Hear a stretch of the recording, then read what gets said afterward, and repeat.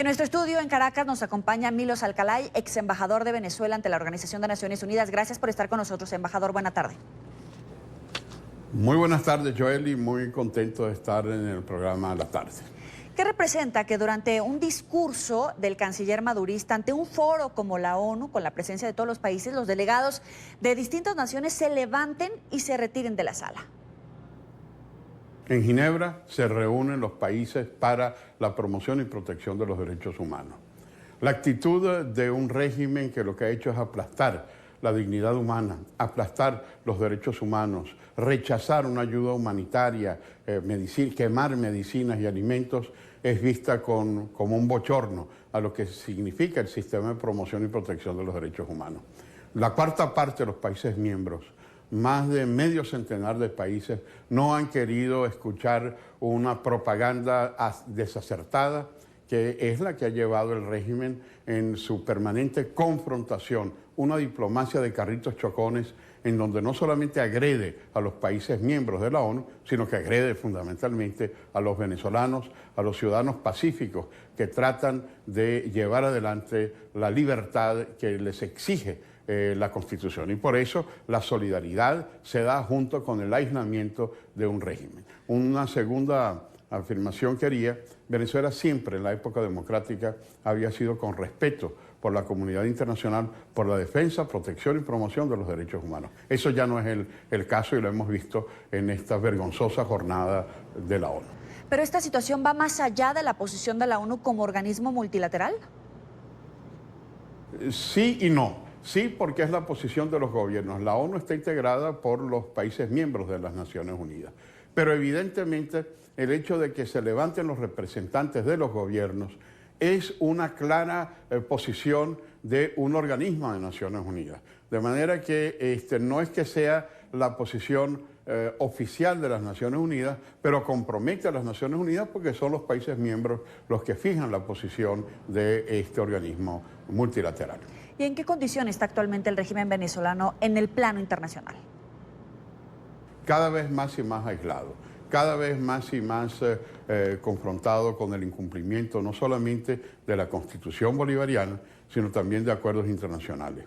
El incumplimiento de la Convención Interamericana de Derechos Humanos, de la Carta de Derechos Humanos de la ONU, el incumplimiento de la Carta Democrática Interamericana, el incumplimiento de las cláusulas de protección de los derechos humanos a nivel subregional, ha hecho que exista una profunda preocupación de los países miembros de un organismo mundial como el de Naciones Unidas, pero también la Unión Europea, también la Organización de Estados Americanos, también Mercosur. Es decir, el aislamiento es global tanto a nivel bilateral como a nivel multilateral. Ok, a propósito de ese aislamiento del régimen, ¿qué oxígeno pudieran darle a Nicolás Maduro los países aliados como Rusia, como China, Turquía, o los latinoamericanos como Bolivia, como México y Nicaragua, por ejemplo? Bueno, en primer lugar, recordamos la frase que se repetía una y otra vez: para nosotros la patria es América. O después, cuando fue perdiendo aliados del socialismo del siglo XXI, nuestro norte es el sur. Ahora parece que no es ni nuestra patria América ni nuestro norte es el sur, sino nuestro norte es el Medio Oriente. Entonces, que la respalde el Hezbollah, el Hamas, Turquía, Irán, por favor, Siria. Es realmente vergonzoso porque Venezuela no está en el Medio Oriente, no es un emirato, es un país de América Latina. En segundo lugar, la posición de China ha sido por supuesto, tiene sus intereses económicos, pero lo que es incomprensible es una posición de Rusia que pareciera que la intervención del embajador en Naciones Unidas o los programas que tiene Rusia dirigidos a América Latina parecieran escritos por Jorge Rodríguez. Es decir, Rusia tendría que tener una posición más equilibrada por el peso que tiene como uno de los 5 miembros permanentes. Y lo que vemos en el discurso del representante de Rusia, lo que vemos es una visión absolutamente parcializada. No es que esté solidaria con Venezuela, sino su conflicto con Washington, que es muy fuerte, trata de establecer una especie de defensa atacando a los Estados Unidos, porque en el fondo no es ni siquiera la defensa de la búsqueda de un mecanismo de solución pacífica, sino cómo atacar al señor Trump, cómo atacar a los Estados Unidos, y así piensan que se van a proteger de las críticas tanto americanas como europeas, con el caso de Ucrania, con el caso de Siria y con otros países de la región. Es realmente triste ver que un país que tiene tanto peso y que debería llevar una posición más equilibrada pareciera querer regresar a la época de la Guerra Fría. Ahora, en medio de su participación en Ginebra, Jorge Arreaza propuso un diálogo con Estados Unidos. ¿Qué tan viable es eso, tomando en cuenta que la Casa Blanca solo reconoce a Juan Guaidó como presidente?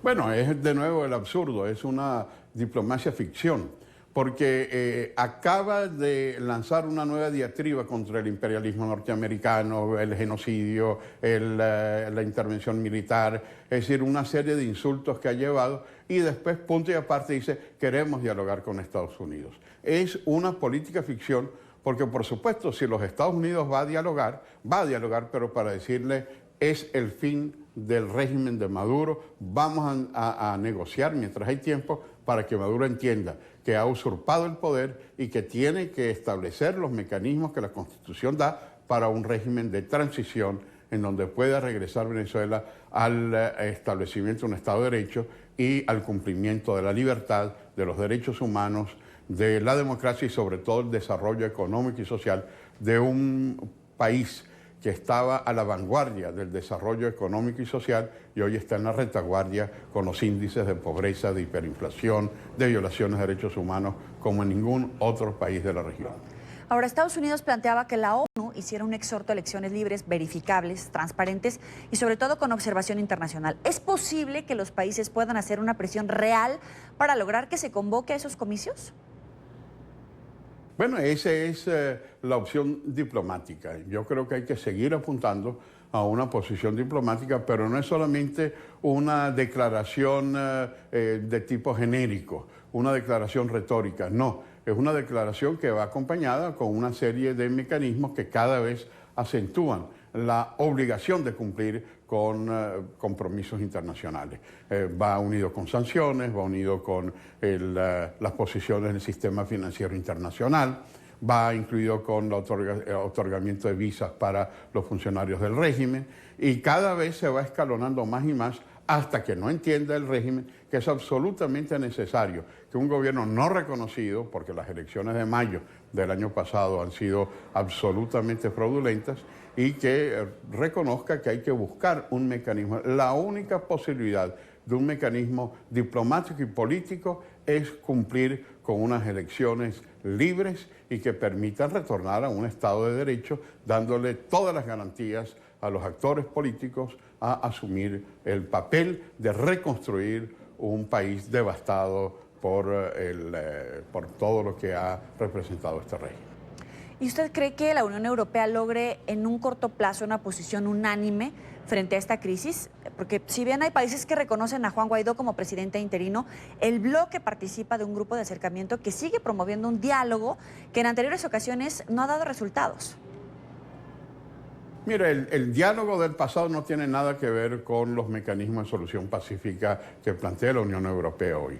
No puede el régimen pensar que puede engañar una vez más a la diplomacia mundial como lo hizo con la diplomacia vaticana, que el mismo secretario de Estado fijó la posición. No puede seguir engañando a la oxigenación a través de mecanismos como los que Zapatero llevó adelante.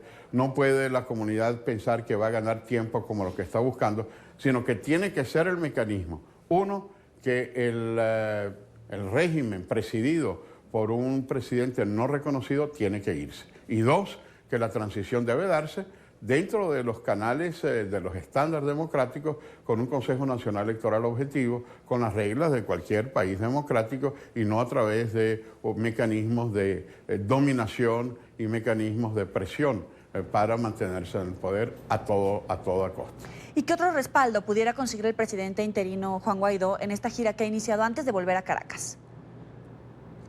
Sumamente importantes esos contactos porque además del respaldo multilateral que obtuvo en el Grupo de Lima, además del respaldo que obtuvo en la OEA o en la Unión Europea, está consolidando ahora los vínculos bilaterales.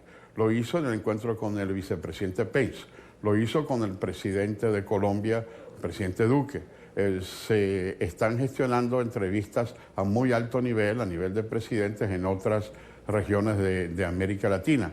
Es muy importante ese fortalecimiento del respaldo bilateral, al igual que lo es el respaldo multilateral. Y si Guaidó regresa a Venezuela y es detenido, ¿cree que la oposición de la comunidad internacional subiría de tono? Sin lugar a duda. No se trata de un preso político más.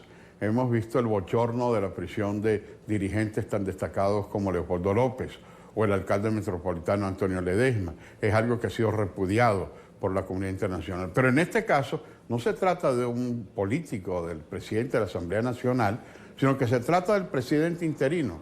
La reacción mundial frente al arresto o a los atropellos que pueda sufrir el presidente interino reconocido sería realmente otro bochorno más que la comunidad civilizada de naciones no está dispuesta a tolerar.